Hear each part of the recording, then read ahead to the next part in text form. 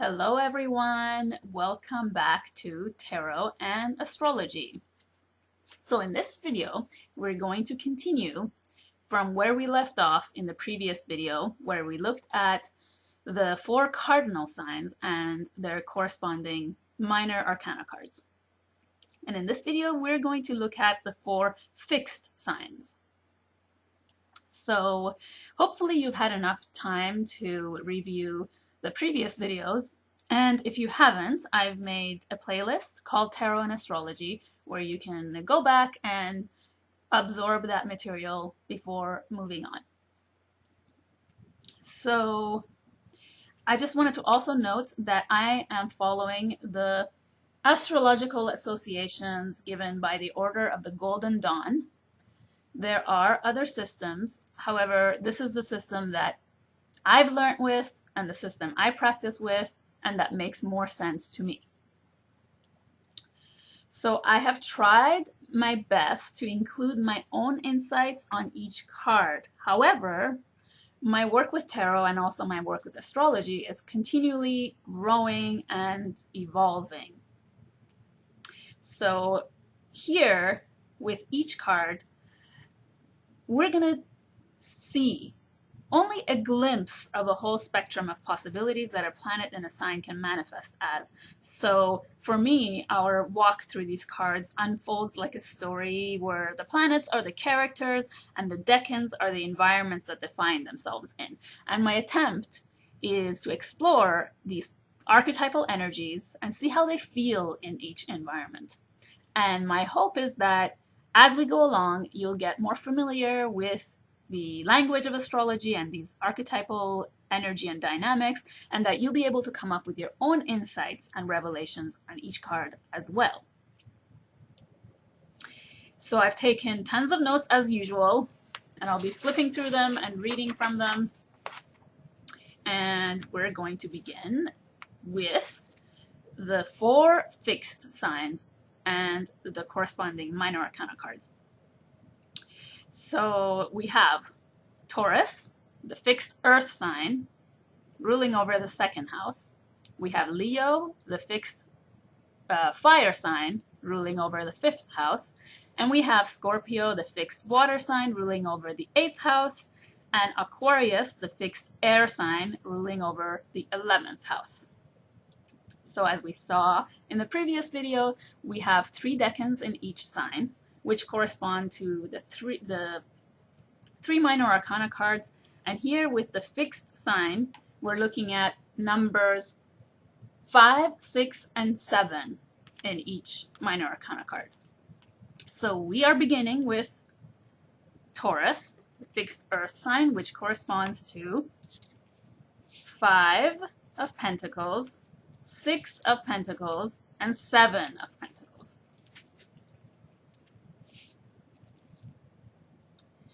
So Taurus is ruled by Venus, which is our Empress card. Okay, and I'm going to fit everything here. And Taurus governs over the 2nd house of money, resources, physical possessions, and values. Venus, as the ruler of Taurus, loves the pleasure of the senses, physical and material comfort. And then we have the Hierophant card, which corresponds to the sign of Taurus. And the Hierophant is the upholder of values and traditions. So here in these 3 decans of Taurus, we are concerned with all matters related to material possessions, physical security and comfort, as well as our values and our sense of self-worth. So this is the backdrop that we're going to be keeping in mind while we look at and explore each of these 3 cards. And we're going to begin with the 5 of Pentacles. And in the 5 of Pentacles, our guest here is Mercury, which corresponds to the Magician card. Mercury in Taurus. So Mercury is an air planet, the planet of the mind, speech, speed, and communication. And here in the fixed earth sign of Taurus, Mercury's Hermes, Mercury is also known as Hermes, the magician, is feeling kind of bound by the needs of physical existence. He feels restricted, limited, and here he doesn't feel too comfortable in this environment. Because Mercury is always on the go and needs a lot of space to move around and explore, and here thrown into the fixed and slow-moving environment of the earth sign of Taurus, he feels stuck, a bit restricted.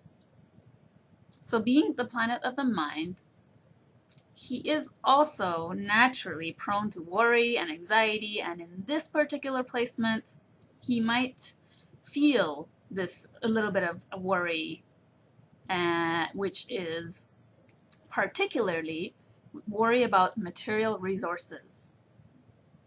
So here he's feeling that we get that energy of being worried or having some anxiety related to material resources, physical possessions, and comfort. The Golden Dawn designers of this card called Mercury in Taurus the Lord of Material Trouble. So when I first looked at this card, the word that came to my mind was poverty. And this card, according to Aleister Crowley, is called worry. The psychological astrologer Liz Green says that each sign has its own fears, and one of Taurus's fears is the fear of poverty. Taurus fears that it may never have enough, so it surrounds itself with material possessions in order to feel safe and secure.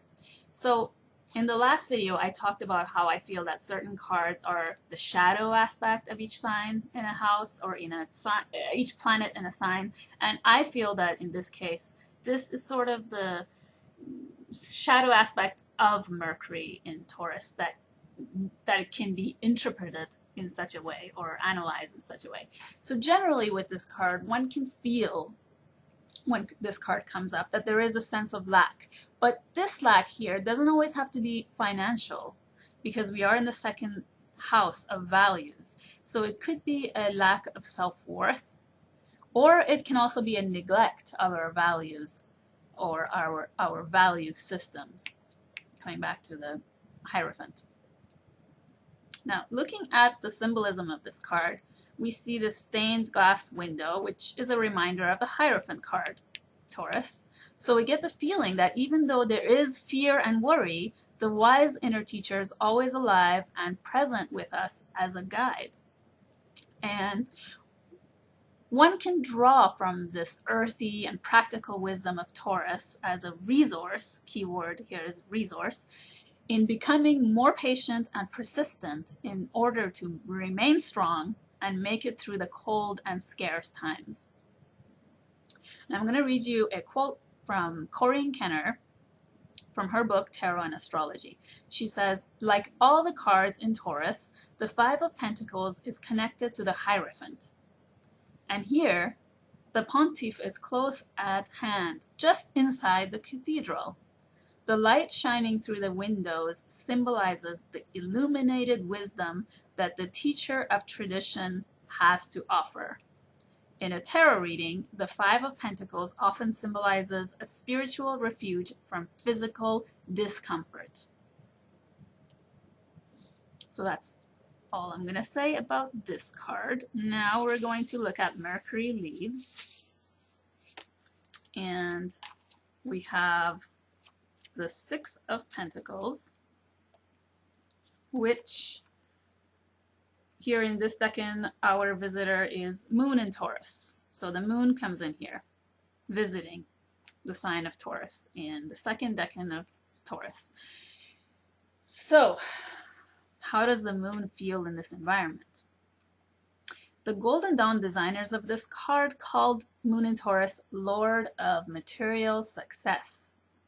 And like all sixes, here we have the energy of flow and movement, towards another, perhaps more promising future. So here we see the two beggars again, and they seem to me as if they are now inside the cathedral, no longer stuck out in the cold. So let's see how that translates to the moon. What does she bring in this Decan? So the moon is exalted in Taurus and feels very, very comfortable here. The high priestess is treated as an honored guest by the Empress and the Hierophant. We saw in the previous card that the Hierophant is the upholder of values, and the sign of Taurus is the fixed earth sign that values sustained effort, values tradition. And I'm going to read you another quote here by Anthony Lewis, the author of various tarot books. He says, "As the Hierophant of the tarot, Taurus espouses the spiritual value of sustained effort aimed at producing tangible results." That's the earth sign of Taurus here. "As the high priestess of the tarot, the moon shares with us the secret to achieving material success." I really like that quote because it summarizes this card really well. So here, the man is holding a scale, which reminds me of the Justice card, which is the second sign that Venus rules. So Venus rules, as we saw earlier videos, Taurus and Libra. So here we're reminded of the harmony and balance corresponding to the Justice card. And I think of the moon. The moon reminds me of the cycles of the moon. And in relation to this card, the sense of flow and circulation of wealth in our lives. And I will end here by reading you a quote from Austin Coppock from his book, 36 Faces. "The moon is exalted in Taurus and truly potent in this Decan. Those born with the moon here are hard-working and appreciative by nature and are able to bring a wide variety of matters to fruition, bringing great success. Generous, their prosperity becomes that of their loved ones." So that speaks to me of this man being generous and circulating his wealth. Now, I don't necessarily, here we're thinking of high priestess, so you might be thinking, why isn't this a woman here illustrated? Like, why am I comparing this to the moon? For me, I see, I don't think about the gender. Here I'm only speaking of energies. So as we go along, keep that in mind. Astrology is more than anything to me a language of energy dynamics. It's a metaphorical language of symbols. And through the understanding of astrology, I have gained very, very deep insight into the cards. And my hope is that you will too. So, continuing onwards, here we have the third Decan of Taurus, which corresponds to 7 of Pentacles. And our visitor here is Saturn, which is the World card. And we know Saturn quite well. I talked about him a lot in Major Arcana Major Arcana video, the video I made on Major Arcana cards. So when I first meditated on the astrological symbolism of this card, one word that came to my mind, which summarizes to me the meaning of this card quite well, was patience. And Saturn, as we have seen him in the previous videos, is the taskmaster, the Lord of Time, who teaches us lessons of patience by assigning us challenging tasks to overcome in life. And here we see a man patiently waiting for his vegetation to harvest. So there is no way to really rush this process. He must wait for nature to run its course. And in order for us to earn the rewards of Saturn, which ultimately are mastery or true self-mastery, the World card, being masters of our own destiny, masters of the 4 elements, being in the middle of that, we must learn to respect the laws of nature And I'm going to show you quickly a card that I love in sort of illustrating the energy of this Seven of Pentacles here from one of my favorite decks, the Hidden Realm, Tarot of the Hidden Realm. It's really light, so I don't know if you can really see, but this woman is pregnant, and she's just so serene. Her facial features, she has her eyes closed, and she's just waiting patiently because she knows that she can't rush this process. Is the process of nature, which has to take its course, take its time. So, and then I'll end this talk here on Seven of Pentacles with, again, another quote from Corrine Kenner in Tarot and Astrology. She says, the Golden Dawn designers of this card called Saturn in Taurus the Lord of Success Unfulfilled, because he delays gratification and reward until they've been earned. The god of time, Saturn, forces us to learn self-discipline, to manage our time wisely, and to allow nature and life to run its natural course. So here again in this card, I feel that there's a feeling of the process of incubation for whatever it is, our whatever we want to manifest in this physical world, that lesson of patience. Okay, and that was for the sign of Taurus. And now we're going over to the next sign, which is the fixed fire sign of Leo, ruling over the 5th house. So the fixed fire sign of Leo corresponds to the Strength card. And Leo is ruled by the Sun, which corresponds to the Sun card.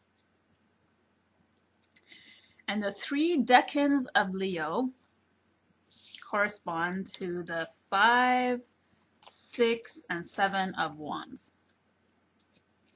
So as we explore these 3 cards in the Minor Arcana, we're going to keep in mind the energy of Leo, the Sun, and the 5th house, which the sign of Leo and the sign rule, and the Sun rule.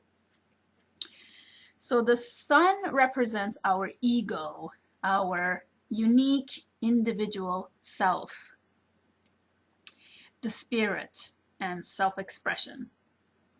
And Leo, corresponding to the Strength card, is the sign of strength, courage, creativity, self-expression, playfulness, radiance, drama, and being in the spotlight, pride, glory, leadership. All of those things are associated, all those keywords are associated with the sign of Leo. And the 5th house is the house of children, play, creativity, hobbies, and sports. So now we're going to travel through each Minor Arcana card individually and see who is our next guest. So in the first decan of Leo, 5 of Wands, we have Saturn visiting here. So the World card again. This card by the Golden Dawn creators is called Strife. And it shows a kind of battle taking place here. But we can't really say that this situation is overtly harmful, because as we see, there are children, 5 children playing here, and we can see from their facial expressions that perhaps they are engaged in a kind of play rather than a serious fight, right? But nonetheless, we do feel a sense of conflict here in this card. Saturn is in fall in Leo, meaning that it is not in a comfortable place. It's not in its comfort zone. It's very challenged here in this position, in this sign, in the sign of Leo. And Saturn, as we have seen him before, is the serious taskmaster, and he has a hard time in this dramatic, lighthearted, fun-loving, playful sign of Leo. So here what we have is conflicting energies. One of the shadow aspects of Saturn in Leo is competition. And I'm going to read you a quote from Anthony Lewis in his book, The Journey of the Tarot Fool Around the Zodiac. About this card, he says, individuals with Saturn in Leo often experience the fear that they will not be sufficiently loved or admired, and they feel inhibited about giving free rein to their creative self-expression. They may hide such inhibitions under the mask of competitiveness, as suggested by mock battle in the Waite-Smith Five of Wands. And so remember that with Saturn, there's always this stern, authoritarian energy, and the radiant sun, which is our uniqueness and individual self, wants to shine, wants to be loved and admired. So with Saturn and Leo energy, I think we can say it's important to remember also that we don't need to fight in order to exist as the special being we truly are. I feel that that is the lesson of this card. But the energy of 5 is only temporary, as we know, and what's around the corner is the number 6 and the benevolent Jupiter, who is our next visitor in this decan. 6 of Wands. And Jupiter, which is our Wheel of Fortune card.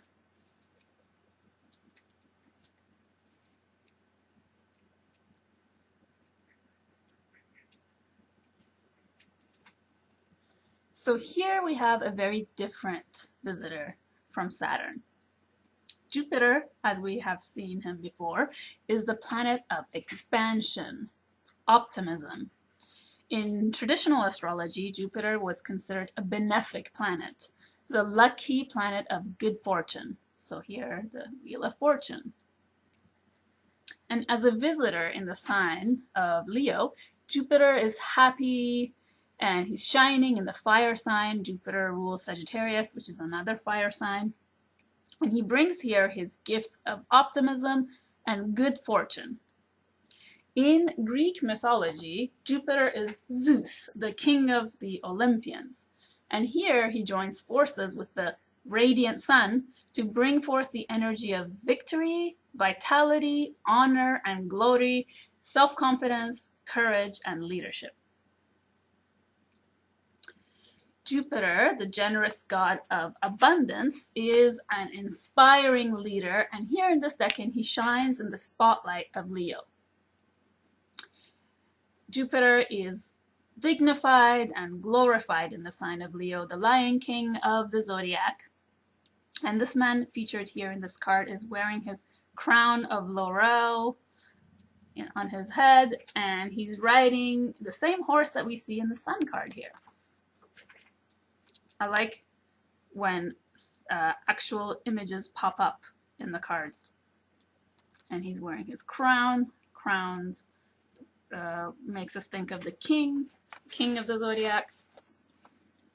So it's also interesting that actually the plant laurel corresponds to the sun.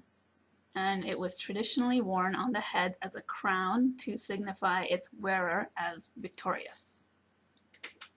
And Jupiter, we saw earlier, is connected to the Temperance card, and Temperance is Sagittarius. Jupiter rules Sagittarius. And we spoke in the Major Arcana video about one of the lessons of Sagittarius and Jupiter being that of balance and moderation. And then one of Jupiter's shadows can be a tendency to overindulge and a tendency for self-inflation. And in Leo, Jupiter is warned to maintain his humility in the face of glory.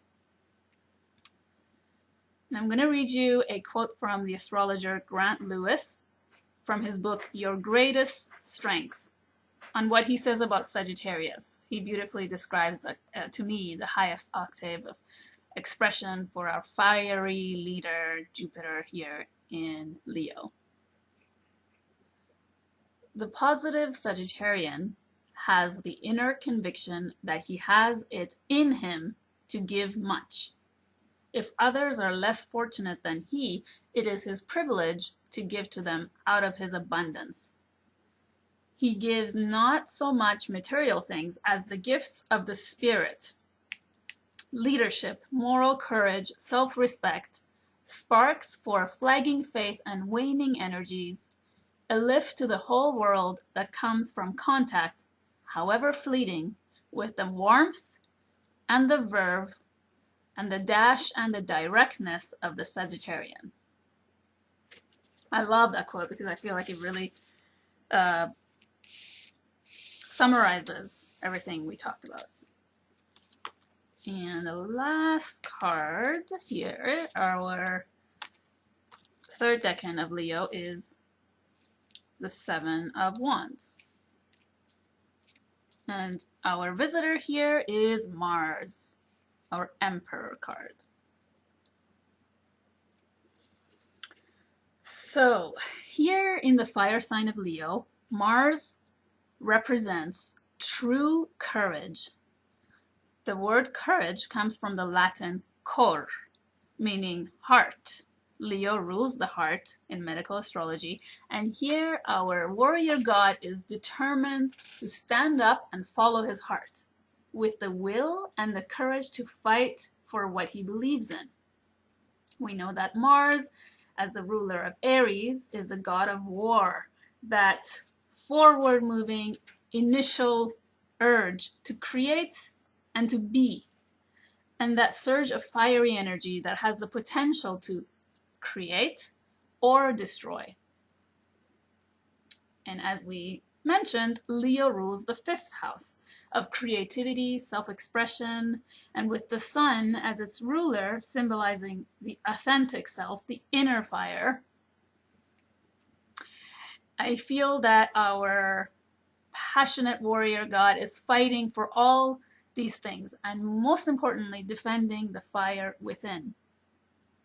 And I feel that the spiritual warrior is a perfect phrase, a perfect label we can give here to Mars and Leo. And I'm going to read you from Anthony Lewis again, from his book, The Journey of the Fool Through the Zodiac. He says, the English word valor derives from the Latin verb valere, meaning to be strong. The sign Leo refers to the strength card and to the cardinal virtue of fortitude. Valor is the quality of a hero who displays boldness and determination in facing great danger. And so the spiritual warrior, that is also really expressed here by Austin Coppock in his book 36 Faces. He says, the power granted here is the tenacity for the place one has gained, to struggle and be victorious over contrary forces both within and without. One might call this quality courage, but it is not merely a quick surge of victory. It is instead the power of the utterly steadfast heart, which never fails to rise in the challenges present. This quality of spirit, the invincible heart, is not dependent upon bodily fortitude or an advantageous position. It is the solar fire that moves broken limbs. Though the body can be broken, what lies inside the heart is untouchable, invincible. This is the hero's heart, a power all possess, but which is awoken only in few. The power which wins together this last phase of Leo demands a spiritualization present in the solar fire of the lion's sun, for it is only to such flags that the heart truly salutes. And I'm going to end with that quote because I think it's very powerful, and we know that our emperor is very powerful. He's got this red, intense, orangey fire energy here, and this combination of the sun and Leo. This spiritual warrior is very powerful and courageous. Okay, and we're done with the 3 decans of Leo. Next, we're going to talk about the fixed sign of Scorpio and the 3 decans of Scorpio. So the fixed water sign of Scorpio, ruling the 8th house, 8th house of partnerships, shared resources and possessions. So right across the 2nd house of Taurus where we had resources, here we have shared resources, partnerships, endings and beginnings, death and rebirth. That's all the 8th house. And Scorpio corresponds to the death card very appropriately. And the death card, Scorpio, is ruled by Pluto traditionally, which is the judgment card. Pluto, the god of the underworld, the planet of transformation, power, control, healing, and letting go. And Scorpio is traditionally also ruled by Mars, the Tower card. So we have 2 rulers here for this sign. And Mars is the planet of regeneration and the principle of desire, passion, aggression, and assertion. So here we have the 3 decans of Scorpio we're going to be looking at, which correspond to the 5 of Cups, 6 of Cups, and 7 of Cups. So here, in these 3 decans, we're going to be dealing with issues such as changes, transitions, letting go, feelings of deep emotional intimacy. Scorpio is a deep water sign, a deep emotional feelings, and issues of power, desire, both Pluto and Mars. So all of this paint the backdrop of the next 3 cards we're going to be looking at, beginning with the 5 of Cups. So here in the 5 of Cups, first decan of Scorpio, our visitor is Mars. And of course, we just said that Mars is the traditional ruler of Scorpio. So here, the god of war is super potent here, as it is the ruler of Scorpio. So it's feeling really at home here. We're going to get a lot of Mars energy here. And of course, Mars, like any other planet, will have its own shadows. So in the earlier videos, we saw Mars as the ruler of Aries, the brash sign of Aries. And here in Scorpio, he puts on a darker cloak as he enters the underworld and joins forces with Pluto, the god of the underworld. And Pluto, as the judgment card we also spoke about in the Major Arcana video, often asks us to re-evaluate our lives and take stock of what is no longer needed so we can let go of what no longer serves us and move forward on our path. I'm going to read you a quote here from the Herbal Tarot Guidebook on the 5 of Cups. So it says, we are midway in the 10th-fold path of cups and changes are flowing our way. Sometimes this card indicates the need to reevaluate one's life and perhaps restructure priorities. If this is achieved, then there are possibilities to begin a new unfoldment into a more positive direction. So what I do is I like to read you quotes from different guidebooks just so we can see how these astrological symbols are deeply embedded in the meanings that we sometimes read in the different guidebooks.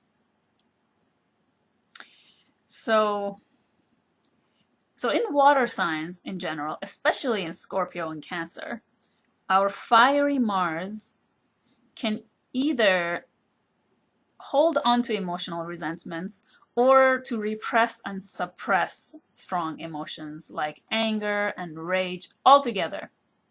And here in the first decan of the fixed water sign of Scorpio, Mars has fixated on his losses rather than seeing what he still has. We can see that there is a sense of mourning our losses. And although it's important to go through the mourning period, it's equally important not to get stuck in that phase. So the lesson here for the god of war, who can be very impatient, is to let go of what he feels he has lost in order to move forward to the next phase of life and appreciate what he already has. And I'm going to read you another quote here from the Creative Tarot book, A Modern Guide to an Inspired Life by Jessa Crispin. She says, "It's not easy to walk away from disappointment. It's so easy to get stuck, and part of the process of the Five of Cups is to mourn the loss. If we repress our feelings, just shove them down with the help of cake or booze, we don't learn their lessons. Sometimes, somewhere, between wallowing and repression is the way out. You cannot allow your grief to turn into depression. The only way out is through. Feel the loss, but then eventually get over it so that you can get back to work. The Five of Cups is a warning not to get stuck and not to let disappointment ruin everything that remains." So that's kind of what we talked about, what Mars can do or has a tendency to do in the water signs, is to just get stuck and repress the strong emotions, repress the feelings. The water signs are all about feelings, feeling those deep feelings. So we're going to move on now to the next card, which is Six of Cups. And just to let you know here that I might take longer talking about Scorpio, because Scorpio, I feel, is a very complex sign in the zodiac. So we have the Six of Cups here. Now, here comes the brilliant sun as the visitor in the Six of Cups. And the brilliant sun entering the second decan of Scorpio, illuminates the energy we have been experiencing in the Five of Cups. So like the number sixes, we're moving forward to another brighter future. And here the sun brightens up the energy of Scorpio. So the combination of the joyful and vibrant sun in an emotional water sign is the energy we have in this decan. Scorpio, as we said, is a deeply emotional sign. And all water signs are emotionally sensitive, and water itself represents the emotional body, our subconscious mind, and emotional memories. So we looked at, in the Major Arcana video, at the metaphor of the seasons and how they relate to each of the signs. And Scorpio falls during that time of the year when the veils are thin and there is that sense of mystery and nostalgia in the air. Scorpio rules the 8th house, as we saw, the house of secrets, hidden knowledge, the occult, hidden memories. And Scorpio has the ability to obsess over things, even memories. And the sun here shines a light on those memories that are hidden deep within the self. The Golden Dawn designers of this card called it the Lord of Pleasure. And I'm going to read you again from Austin Coppock in his book 36 Faces about the Six of Cups. And here, just bring to mind the image of the sun ruling the heart as a metaphor for unconditional love and authenticity and a childlike innocence. And also keep in mind Scorpio being a fixed water sign. So here's the quote. "There is indeed pleasure here, but its nature is not revealed by the generic title. The parties here are children, and their affection for each other is natural and unconditioned. The pleasure signified here is that which accompanies the expression of passion, unencumbered by pretension. It is the ideal image of an exchange between two parties, poignant and perfect. Fixity of relationship is a key characteristic of this decan. This decan's capacity to concretize relationships extends beyond the erotic. Those who move through this phase establish fixed relationships with people, places, and areas of study. So also if you have Mars in Scorpio, see if this is all true for you. See whether you connect and resonate with this. Okay, so establishing fixed relationships with people and things. This is a very prominent archetypal aspect of Scorpio, because Scorpio is a fixed water sign, so Scorpio feels things deeply and intensely, and whatever those feelings may be. So it can develop deep and intense emotions about people, experiences, as well as past memories. It can fixate and obsess over those emotions, past relationships, memories, places and things, or even areas of studies. It has the capacity to delve deeply into any area of life. In this case, that would be childhood memories. And of course, the sun is the ruler of the 5th house of children, as we saw. And so that joyful, playful, childlike energy of the sun is also available to us here. So if you have sun in Scorpio, you might feel that everything we just talked about resonates with you. And to conclude, I will read you an excerpt here by Paul Quinn from his book Tarot for Life. I really like what he says. And just so you know, again, all these books that I'm referring to, all these references are in the description menu. So the girl raises her hand in readiness to receive. In the simple gesture lies a profound truth. To attain the gifts of the universe, we must open to it and allow it.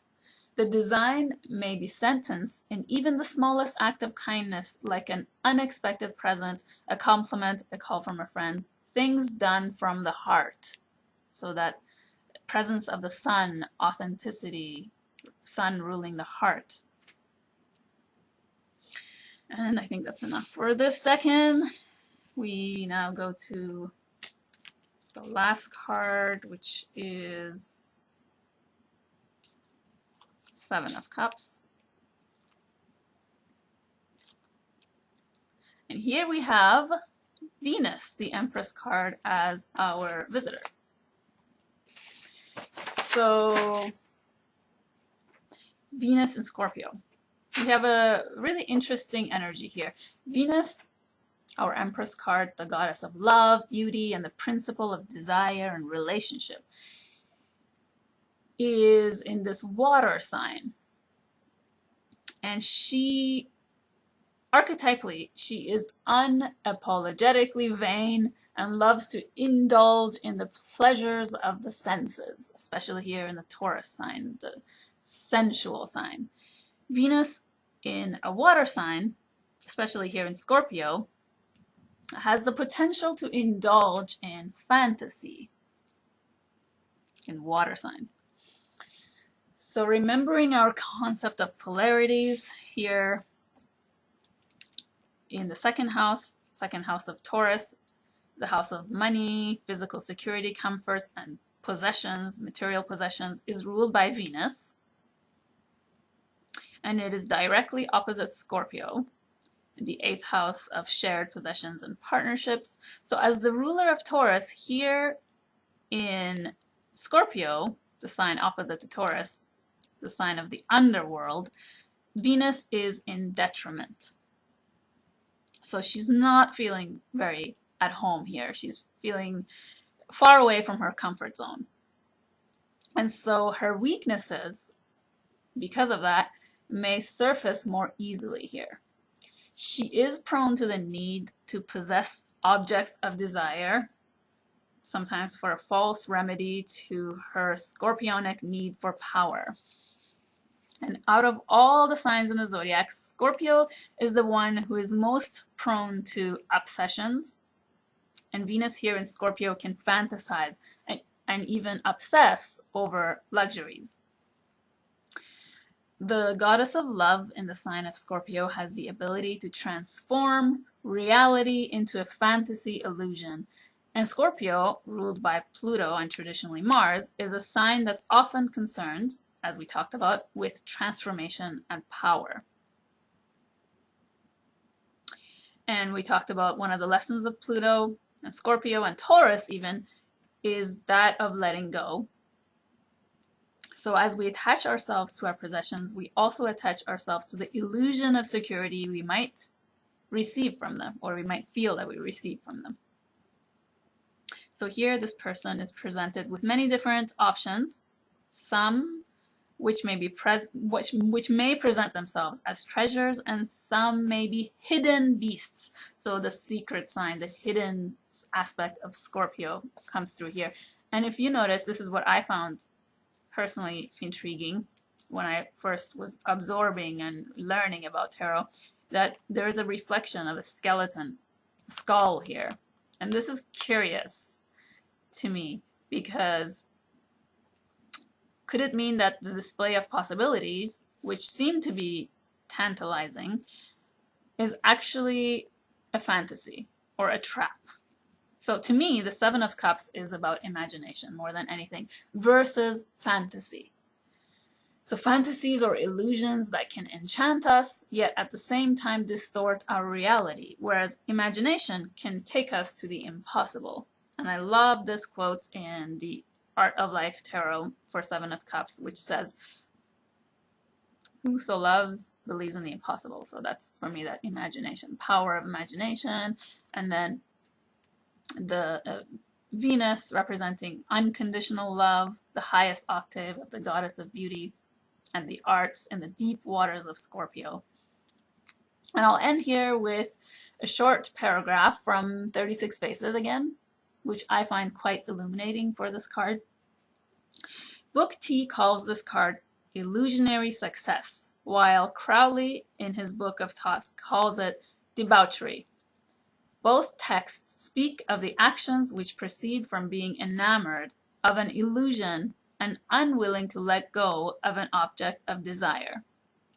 The image of the card clearly suggests a man beholden to his own fantasies. Fantasies are, indeed, a proper object of this face's action. These desires dominate and obsess him.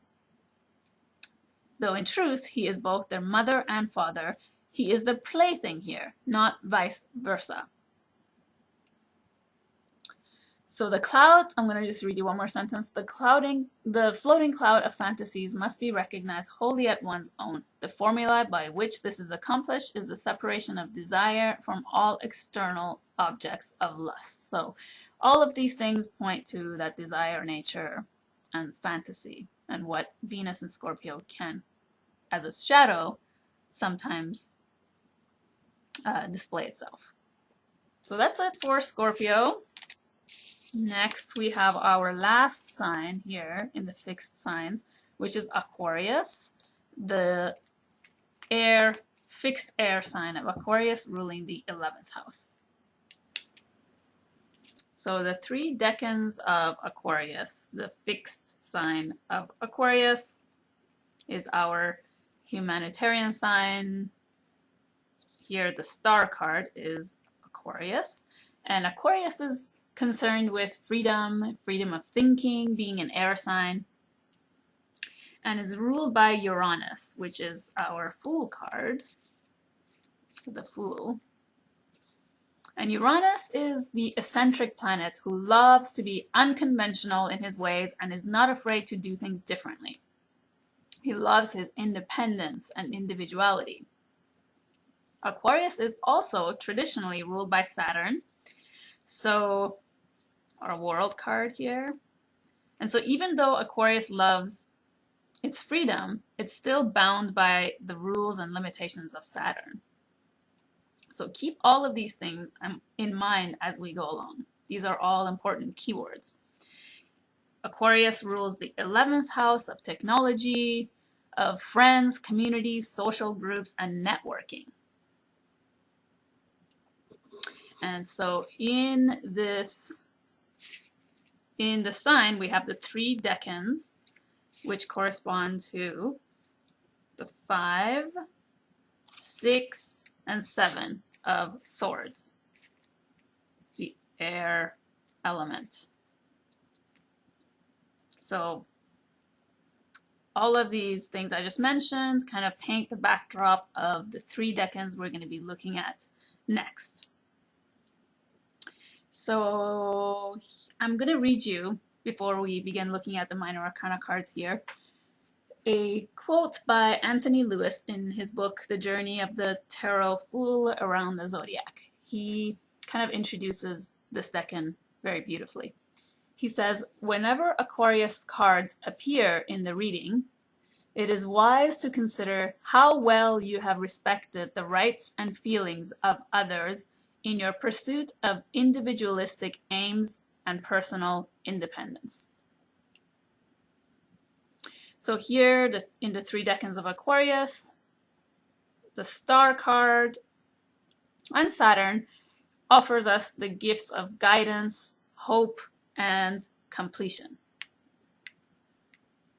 And meanwhile, sticking to our own individual self, individual independent self.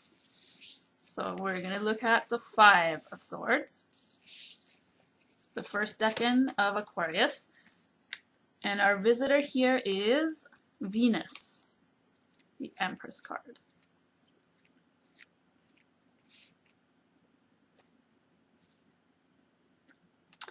So, Venus in Aquarius. So, as the goddess of love, beauty, and harmony, Venus is very uncomfortable here in the fixed air sign of Aquarius. As we've seen before, Aquarius is the most detached sign of all the air signs in the zodiac. And being the goddess of love and relationship, Venus doesn't really feel comfortable here. She doesn't really resonate with the cold, stormy environment that she's placed in at the moment. And the number 5, as we know, brings with it an energy of conflict or imbalance. And here, in an air sign, we have an unsettling environment to host our Empress. So she already feels a little uncomfortable here. And I'm going to read you again a few lines by Anthony Lewis on the 5 of Swords. And that will kind of give you an idea of the energies presented here in this decan. And then we'll go from there. So he says, the highly feminine planets, like Venus and the Moon, are decidedly uncomfortable here in Aquarius. So as we said, Venus, Empress, is uncomfortable here. Venus wants a close, meaningful, personal, touchy-feely relationship. But nerdy Aquarius is happiest when watching football on TV with the guys while texting on his cell phone about the latest video game that he plays online with his anonymous characters from around the globe. So as we said, technology and networking, social groups, that's Aquarius. Ambitious Saturn just wants to get the job done as efficiently as possible, and he doesn't understand what all this female emotive stuff is all about. Saturn is the kind of guy who might take his leave because the job is done, without seeing any need to say goodbye. No nonsense Saturn simply focuses on the work he needs to do to achieve his goals. As a result, Venus feels defeated in her efforts to have a warm, fuzzy, close personal relationship with him.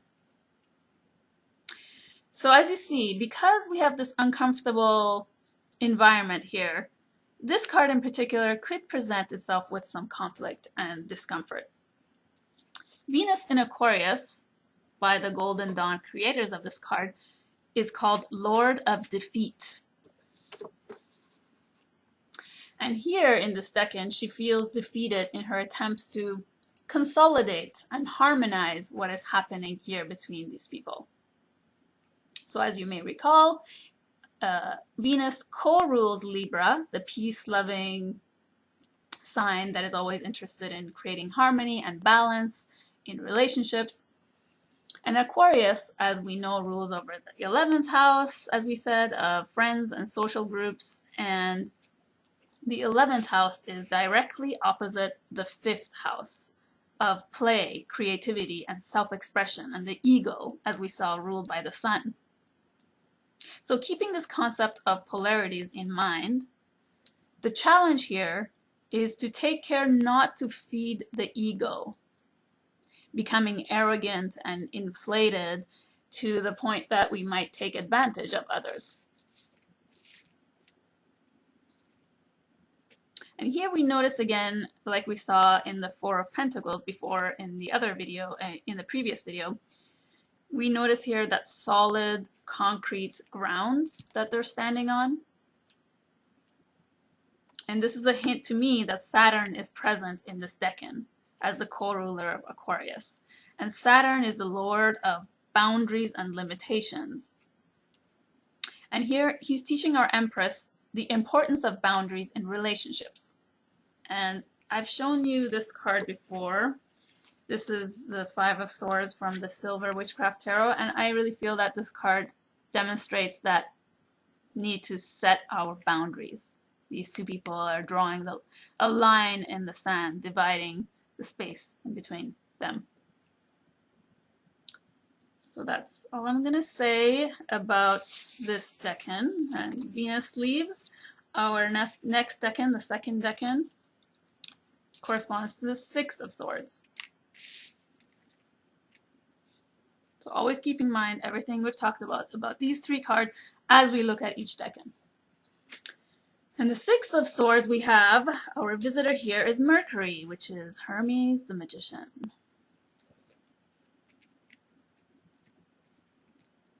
Sorry if these cards are not straight. It's hard to see in this camera.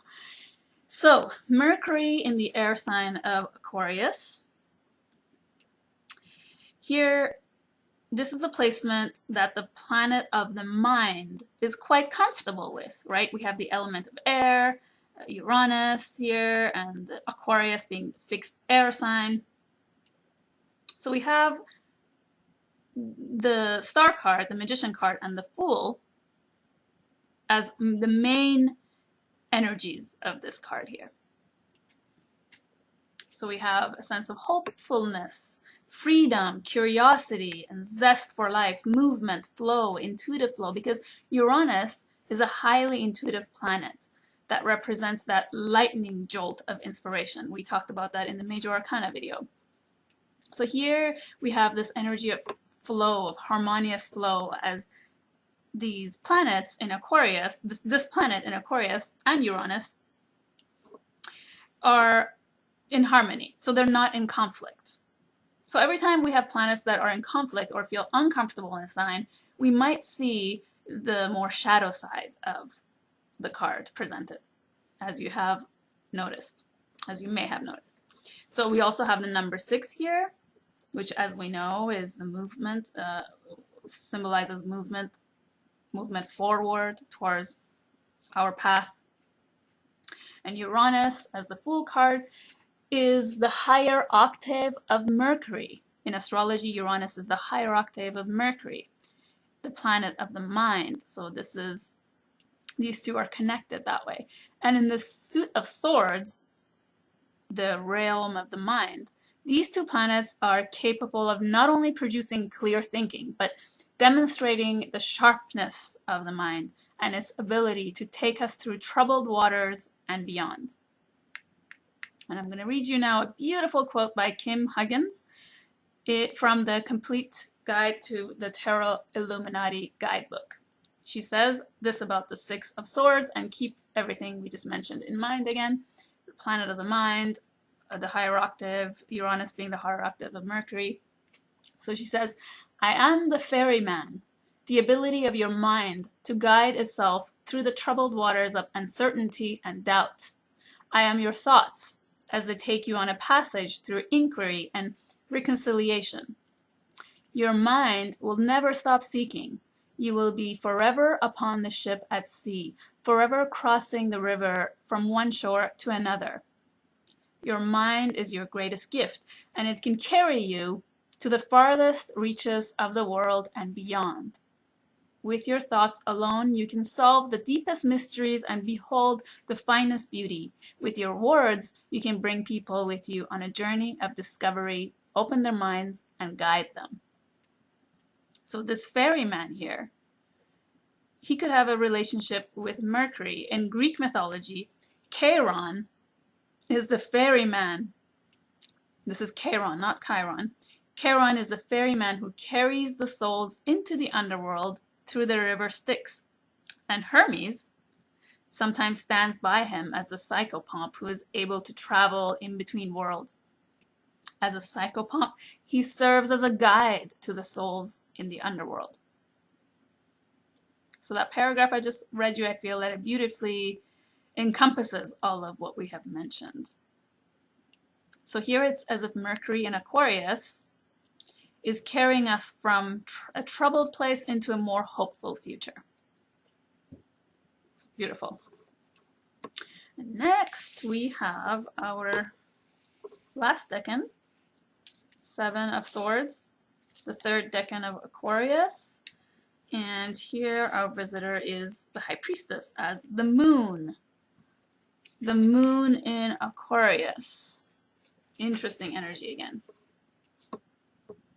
So the High Priestess is visiting the Fool and the Star card and the World card. And the High Priestess's energy, its presence here, creates this element of mystery, of secrecy, hidden, the unconscious, all the things hidden, the unknown, the subconscious mind. And the Moon in astrology represents the emotions, instincts, intuition, gut feelings, the subconscious mind, and the soul. And here in the fixed sign of Aquarius, the highly intellectual thinking sign, the Moon feels, what do you think? The Moon feels not very comfortable here.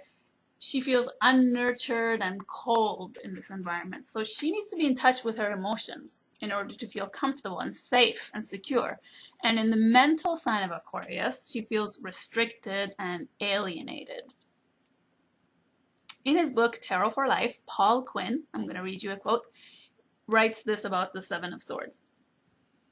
The Seven of Swords slips into our lives whenever we conceal our true feelings, wants, and intentions, either by saying or doing the opposite, or by pretending that everything is just fine on the surface. The sword stealer is there when we hide our hearts behind our cleverness, using words and wit to keep others at a distance.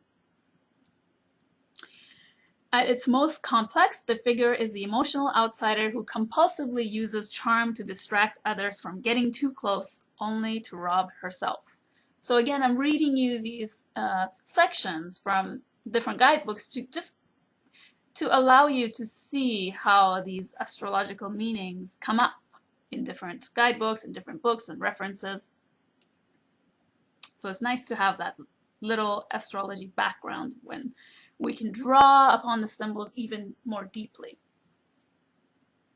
So I think that paragraph I just read you beautifully describes how the Moon, or the High Priestess, feels in this Aries sign of Aquarius, this fixed sign of Aquarius, distance from her emotions. And again, in our journey through each card, we want to see the energies created in the environment of each decan by taking an archetypal lens to see how the presence of the planet as the visitor in a particular sign relates to the sign and the rulers of its sign. So I found that the most interpretations generally of this card are things such as, like, keywords such as mischief, lying, stealing, somewhere in that category. And Uranus, as the ruler of Aquarius, is sometimes also called the trickster. Just like Mercury, as we mentioned earlier, Hermes, Mercury, Uranus is the higher octave of Mercury. But there's a lot more to this card. So let's look at Uranus here as the Fool card. He is the rebel, or the one who does things his own way, very independent, individualistic, unorthodox, spontaneous, freedom-loving planet. And he loves to see things from a different perspective.